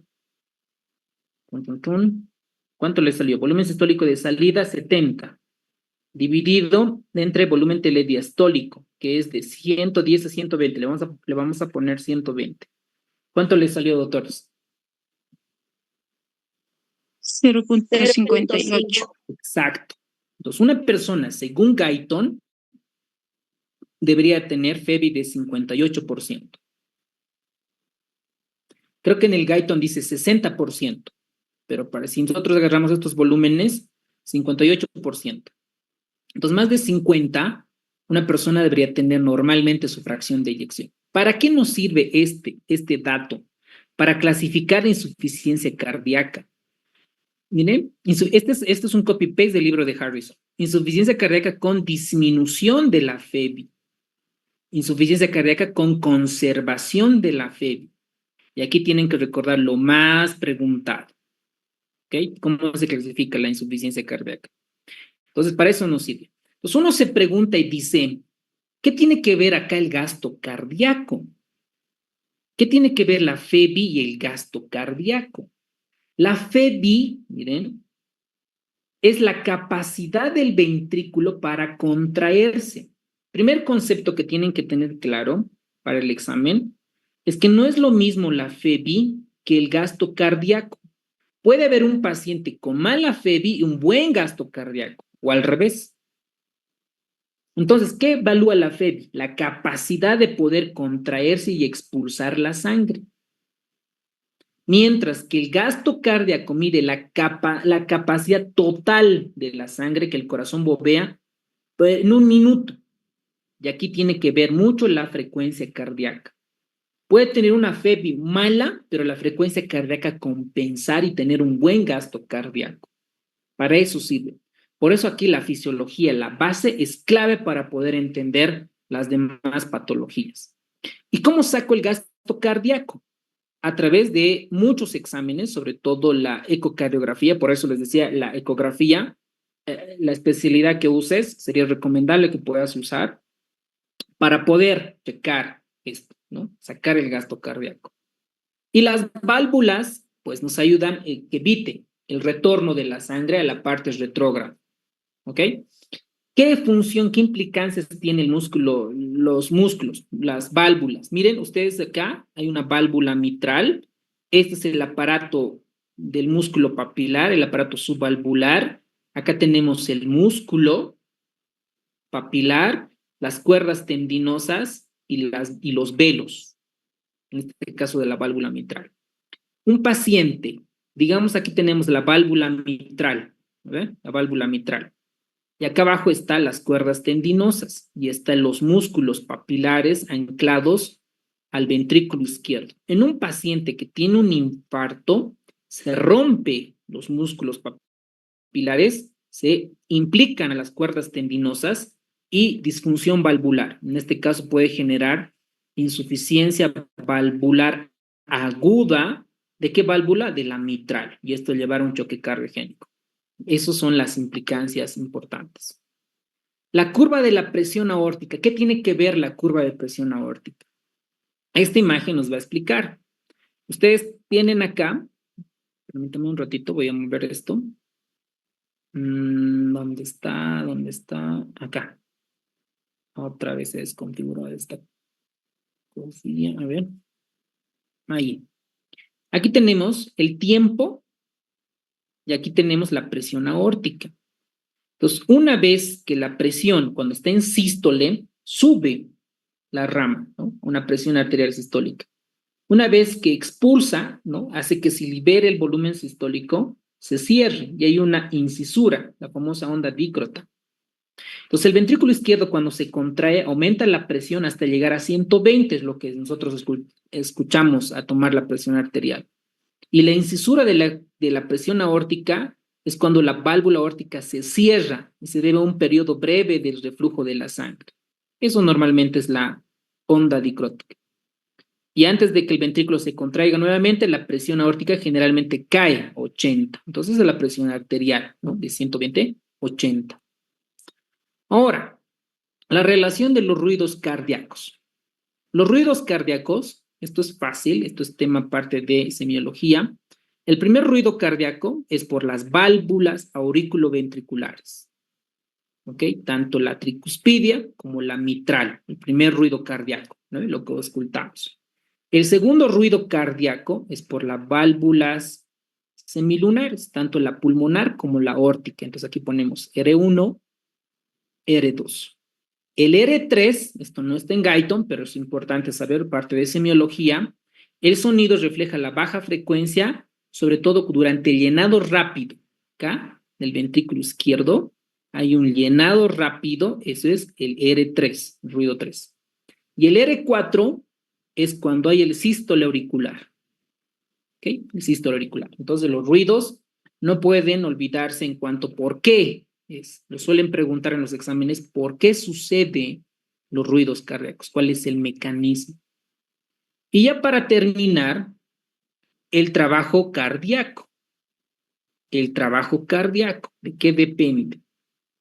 Vamos a tener el trabajo sistólico del corazón representa la cantidad de energía convertida en el trabajo durante el latido. Las formas de trabajo cardíaco son dos. Anótense esto, por favor, en su resumen.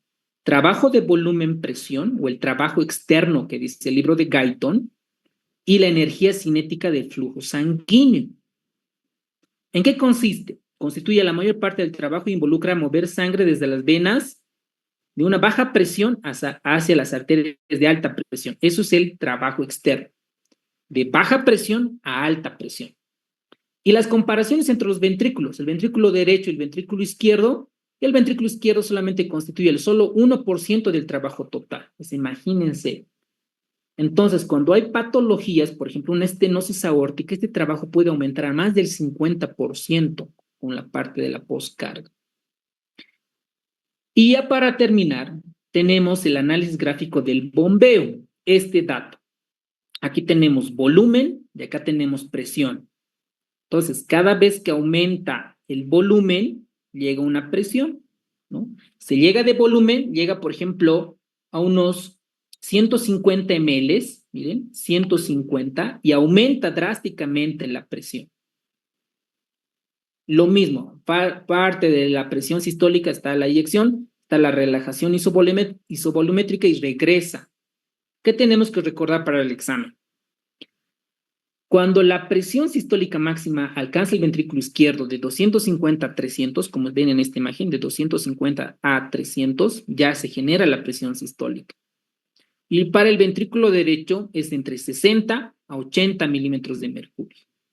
¿Qué importancia tiene esto? Para ayudar a monitorizar insuficiencia cardíaca, hipertensión pulmonar y otras disfunciones valvulares. Y esto pueden repetir cualquiera de ustedes. El famoso llenado diagrama de volumen-presión durante el ciclo cardíaco. Entonces vamos a ver acá. Este es el volumen, ¿no? Del volumen del ventrículo izquierdo y esta es la presión intraventricular. Miren la parte, el periodo de llenado. Miren, ¿desde cuánto parte?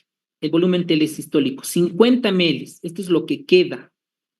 Lo que queda, 50 ml, lo que queda. ¿Cuánto de presión tiene? De 2 a 3 milímetros de mercurio. Lo que queda. Entonces se llena el volumen. Miren, se llena. 50, 60, 70, 90, 100, hasta 120 ml. Ese es el volumen telediastólico. Cuidado que les pregunten. ¿Cuánto es el volumen telesistólico? 50 ml. ¿Cuánto es el volumen telediastólico? 120 ml. ¿Cuánto de presión diastólica? De 5 a 7 milímetros de mercurio. Luego viene la contracción isovolumétrica. Se contrae de una presión de 20, sube a 80 milímetros de mercurio la presión intraventricular. 80. Miren, 80. Acá, correlaciona con esto, 80. Y luego viene el periodo de eyección, donde sale el líquido. Y el periodo de relajación isovolumétrica, que otra vez retorna a 50 ml. Entonces, doctores, ¿cuánto es el volumen telesistólico? De 110 a 120 ml. 50. No, el telesistólico. 50. Lo que queda. 50. 50 ml. Eso, lo que queda, el volumen residual. ¿Cuánto es el volumen telediastólico? Lo que se llena todo el ventrículo izquierdo. 120. Acá. 120. 120. Eso es claro. 120. ¿Ok? Para calcular la FEBI, para calcular el volumen sistólico, eso es claro. Y los conceptos de precarga y postcarga. Precarga, ¿qué es la precarga? Esto siempre les van a comenzar a preguntar. ¿Qué es? La presión telediastólica, ¿no? Es cuando el ventrículo izquierdo está lleno de sangre, de líquido. Esa es la precarga. ¿Qué es la poscarga? Toda la presión de la aorta contra el ventrículo izquierdo. Entonces aquí vamos a ver, ¿qué aumenta la precarga? La hipervolemia, la regurgitación de las válvulas cardíacas y la insuficiencia cardíaca, es decir, el volumen, la sangre, ¿verdad? La precarga. Y la poscarga, la hipertensión, vasoconstricción, obviamente acá, ¿no ve? Todos esos. Entonces hay un concepto que se llama precarga dependencia. Cuanto voy a dar volumen, cuanto más se estira el músculo cardíaco, mayor va a expulsar. Cuanto más se estira, mayor va a expulsar. Eso es el mecanismo de Frank-Starling. Esto en insuficiencia cardíaca, en sepsis y en otras patologías puede alterarse, y a eso se denomina precarga dependencia. Y tu corazón, ¿de qué se alimenta? ¿De dónde proviene la energía? Cada latido de tu corazón, ¿de dónde? ¿De qué se alimenta? ¿De glucosa, de lactato, de carbohidratos? ¿De qué se alimenta? Ahí viene esta pregunta, doctores. El músculo cardíaco, al igual que el músculo esquelético, utiliza una energía química. Su energía proviene mayormente, frecuentemente, metabolismo de ¿cuál? 30 segundos. A ver qué opinan. Los que ya están con su libro de Guyton, excelente, ya tienen ahí la respuesta.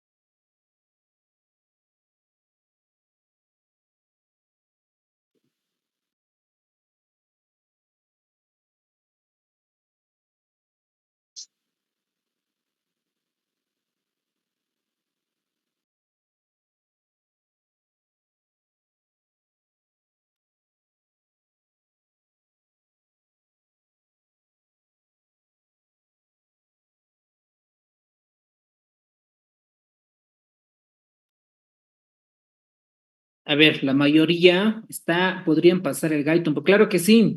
Nada más tienes que... ver, la mayoría... A ver, perdón, podrían es pasar que el esto Guyton, es pero del... claro que sí. ok, perdón. Estaba con el celular. El libro de Guyton lo he pasado al grupo, pero puedes entrar nada más al grupo de WhatsApp de cualquiera. Y pues ahí te pasamos los libros de Guyton, el resumen.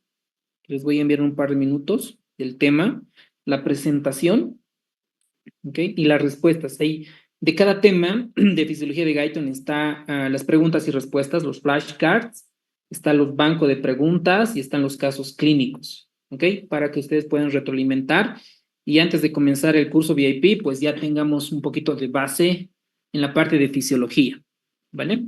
Para que eso les va a ayudar mucho para comenzar a entender.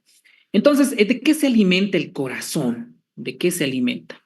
70-80% proviene de los metabolismos de los ácidos grasos. Todos los que han contestado, está excelente, ácidos grasos.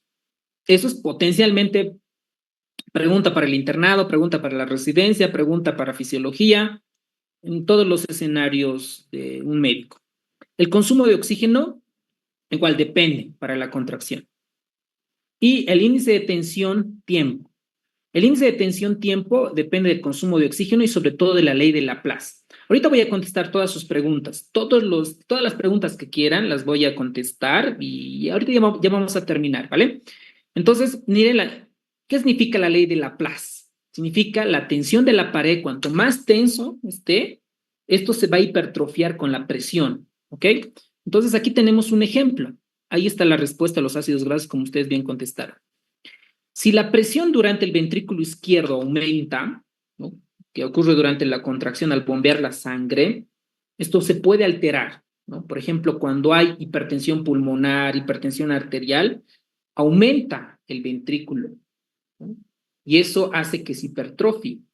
Entonces, ¿qué explica la ley de Laplace? Esto es fisiología, que cuando hay una tensión, esta tensión depende de la presión interna del ventrículo por el radio del ventrículo. A ver, no se ve la presentación, ¿refieren?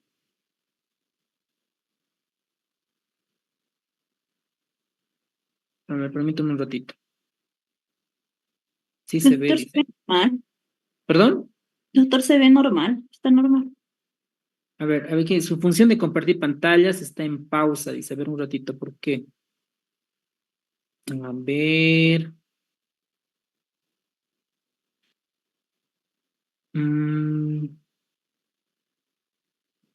A ver, voy a dejar de compartir un ratito. Y ahora sí voy a compartir otra vez.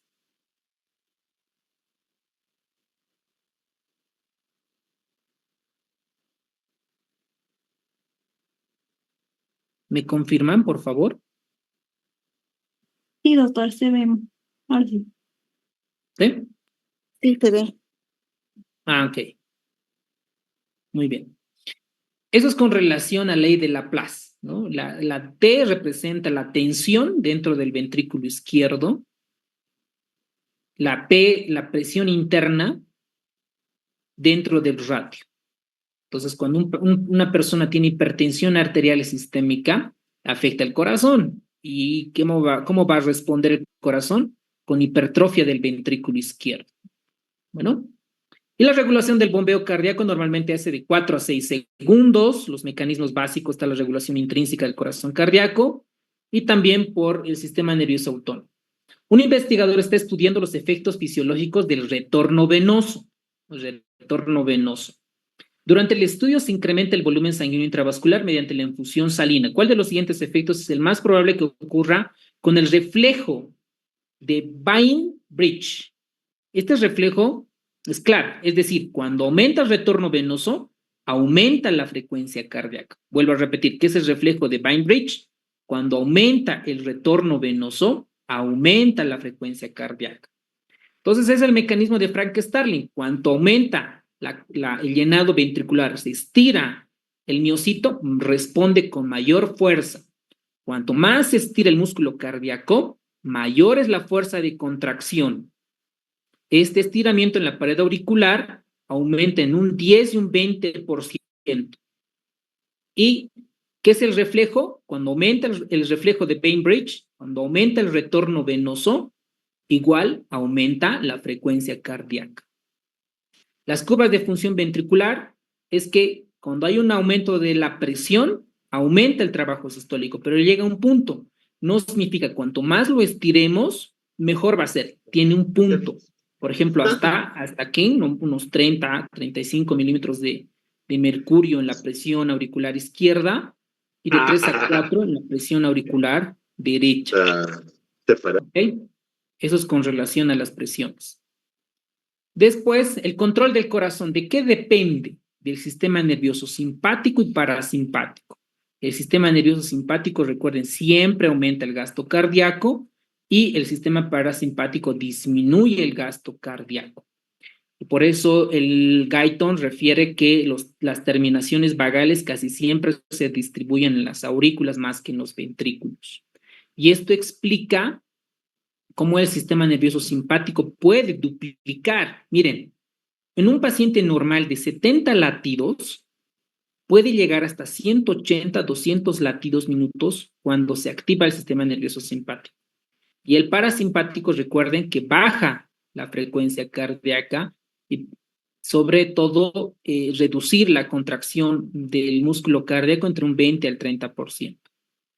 ¿Y qué pasa con los iones del potasio? Cuando aumentan los iones de potasio, principalmente, el corazón se vuelve flácido, no tiene fuerza. Entonces pueden bloquear. Lo mismo pasa con el calcio. Cuando aumenta la cantidad de calcio, hay una debilidad cardíaca importante que puede haber una contracción espástica. Lo mismo con la temperatura. Cuando aumenta la temperatura puede aumentar la frecuencia cardíaca y cuando baja lo mismo. ¿Ok? Y ya para terminar, a todos los que egresados de la carrera de medicina y que desean participar para el examen de la residencia, ahí tenemos el nuevo curso VIP del año 2026. Todos los que estaban preguntando por el curso, ahí tenemos los datos. Normalmente las clases les damos los médicos especialistas, los subespecialistas, como más de 12 docentes. Las clases en vivo, sobre todo es guiarlos, ¿no? Decir, oye, ten cuidado con este concepto, puede entrar al examen, ¿ok? O sea, un recalco, es importante. Entonces, una vez que se da la clase, lo grabamos como ahora, por ejemplo, lo estamos grabando, y lo vamos a subir a la plataforma para que ustedes lo puedan repasar cuantas veces sea necesario, ¿ok? Y la bibliografía, vamos a actualizarla, en este caso en nuestros resúmenes para el año 2026, los vamos a actualizar a medida que vaya pasando el tiempo, vamos a ir enviando a nuestros grupos, ¿ok? Pero esto no es suficiente, para esto necesitamos repasar los conceptos que están estudiando. Y para este año tenemos nuevas, ¿no? Tenemos los flashcards, que nosotros en nuestra plataforma está la biblioteca por SEAM, y otra que estamos incorporando este año es la inteligencia artificial que van a generar los flashcards en base a la bibliografía 2025. Eso es clave en la plataforma. ¿Ok? Y el banco de preguntas, lo mismo, de nuestra base de datos de banco de preguntas de SEAM en nuestra plataforma, y lo nuevo es generado por inteligencia artificial basado en la bibliografía 2025. Ustedes pueden usar todas las inteligencias artificiales habidas por haber, pero la gran diferencia del SAM-GPT es que van a responder en base a la bibliografía. Esa es la gran ventaja. Yo creo que todos van a estudiar con algún soporte de inteligencia artificial. El que no estudia está en gran desventaja, Entonces, si ustedes quieren optar unos buenos puntajes, ¿ok? Es estudiar con un soporte de inteligencia artificial. Lo mismo pasa en los casos clínicos, generadas por nuestra biblioteca de SEAM o por la inteligencia artificial. Este año estamos incorporando los conceptos clave, los puntos claves generados por nuestra biblioteca, también por la inteligencia artificial, las infografías, los simulacros y las autoevaluaciones, que está en modo examen y modo estudio. Eso es clave para poder repasar. ¿Cuál es la gran diferencia? En que entre el modo estudio ya te muestra directamente la justificación, la explicación de dónde se ha extraído ese banco de preguntas. Esto para el nuevo curso 2026.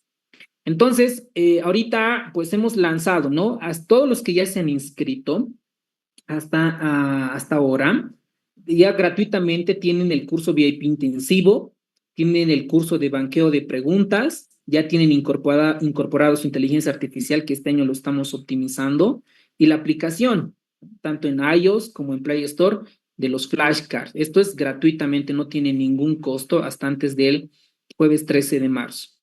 Ahora, tenemos novedades acá, ¿no? Dentro de la plataforma, atentos con esto, dentro de la plataforma en seamedicina.com, vamos a incorporar otra IA, que es el Copilot. ¿Cuál es la función del Copilot? El tema, tú, de cualquier tema que tengas, cuando estás repasando la clase, el tema como tal, le puedes preguntar, ahí tienes ya tu asistente personal. ¿Por qué? Todos de nosotros tienen diferente nivel académico, otros más, otros son muy buenos en anatomía, otros muy buenos en fisiología, otros muy buenos en pediatría, pero todos tienen diferente nivel académico, todos tenemos. Yo, por ejemplo, no sé nada de ginecología obstetricia. Entonces, ahí ya vas a tener un profesor, una IA, que tú le preguntas y te va a resolver las preguntas que tú necesitas.